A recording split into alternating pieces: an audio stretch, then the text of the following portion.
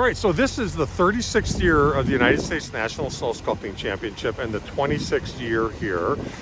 When Don Berg created this event 36 years ago, he had it in Milwaukee. It was been in Alaska, Michigan, and it kind of bounced around a little bit. And then Lake Geneva got a hold of us and they said, we need something big for winter. We have these plans.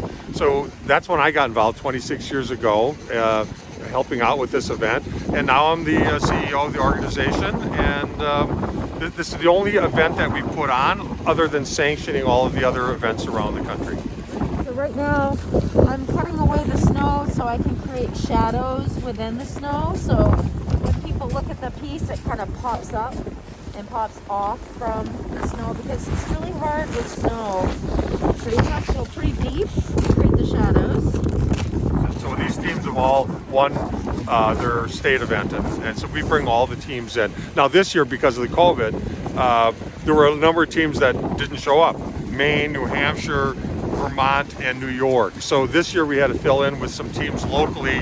That's why we have 3 Wisconsin and 3 Illinois. Yeah, our teammate Josh did some of the teeth, and he's got them kind of etched in. And so we're given the grooves of the teeth now. So we kind of had a cross pattern of where they would be, but we don't want to be able to see the cross when the other sculptors come around to judge. So I'm digging those down a little bit more so that they have a little bit more of a groove and indentation. Well, you know, ideally, sun, less wind, and a high of 30 and a low of 10 is kind of a sweet spot.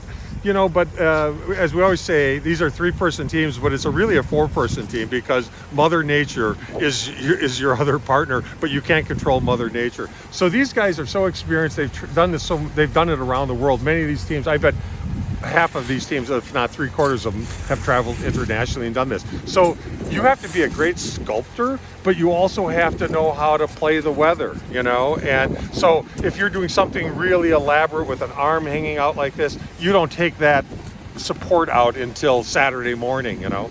A lot of these teams will be working right around the clock. They'll work until 2 or 3 in the morning, go get a few hours worth of sleep and be back at sunrise and work right up until tools down at 11 a.m.